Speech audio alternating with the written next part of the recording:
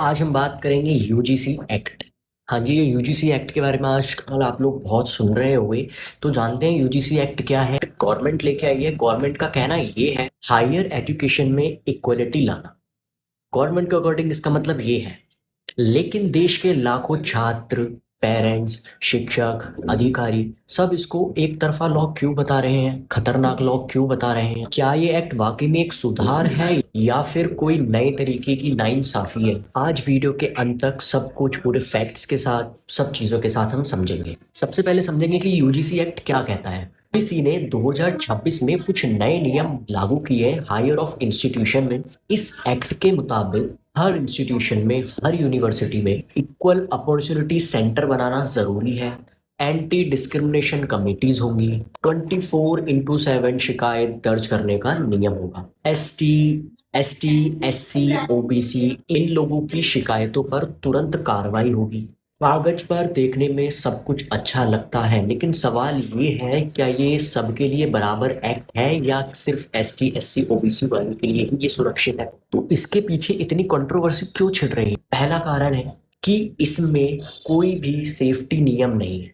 Safety नियम मतलब कि कोई अगर झूठी शिकायत दर्ज कर दे तो उसके लिए कोई भी उन्होंने लॉ नहीं रखा, उसके लिए कोई भी उन्होंने पॉइंट्स नहीं रखे उसमें। उसके खिलाफ क्या कार्रवाई होगी? आरोप लगाओ, कार्रवाई शुरू, सामने वाला पहले ही दोषी मान लिया जाए।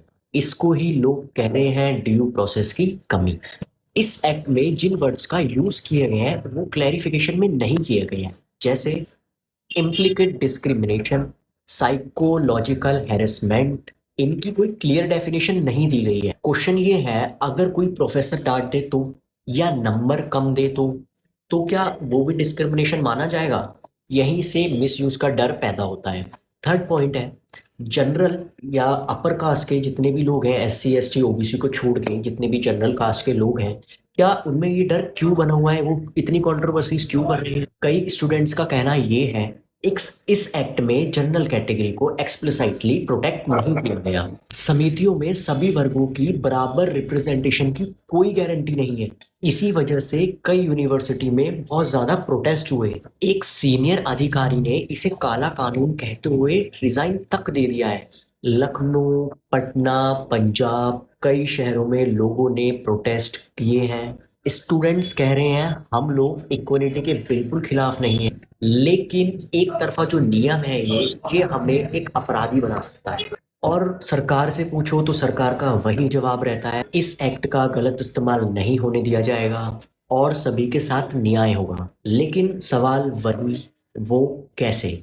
जब सेफ गार्ड्स लिखे ही नहीं है तो भरोसा कैसे कर सकते हैं कि भाई इसमें हमारे साथ अन्याय नहीं होगा? सरकार के पक्ष में जो फैक्ट्स हैं अब वो भी हम देखते हैं। गवर्नमेंट रिपोर्ट के अनुसार कॉलेज में जातिगत भेदभाव की बहुत ज्यादा शिकायतें यानी प्रॉब्लम्स सामने आई थी।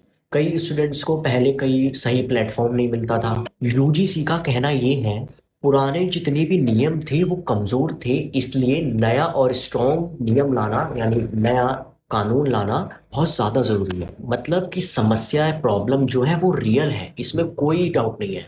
लेकिन क्रिटिक्स क्या कहता है कि बैलेंस नहीं है, फेक कंप्लेंट्स को रोकने का कोई मैकेनिज्म नहीं है, सभी स्टूडेंट्स की बराबर प्रोटेक्शन नहीं है और कॉलेज की ऑटोनॉमी पर भी खतरा है। यानी इसका मतलब ये हुआ कि इरादा ठीक है लॉ लाने का, लेकिन जो फ्लोट सिस्टम है वो बेकार है। तो कुल मिलाकर रियलिटी क्या है? रियलिटी इज दैट ये जो नया यूजीसी एक्ट है ये पूरी तरह गलत नहीं है और ये पूरी तरह सही भी नहीं है। ये एक्ट भेदभाव की समस्या को एड्रेस करता है जो कि जेन्युइन समस्या है, लेकिन फेयरनेस और सेफ गार्ड्स में बहुत ज्यादा कमजोर है, वीक है। और जब शिक्षा में कोई कानून बनता है तो वो सभी स्टूडेंट्स के लिए बराबर होना चाहिए, किसी एक वर्ग के लिए नहीं, किसी एक कास्टिज्म के लिए नहीं। अब आपकी बारी है, कमेंट में बताइए क्या ये यूजीसी का जो नया एक्ट है वो सही है या फिर ये सिर्फ एक तरफा सिस्टम ही है। मिलते हैं नेक्स्ट एक यूजफुल वीडियो के साथ।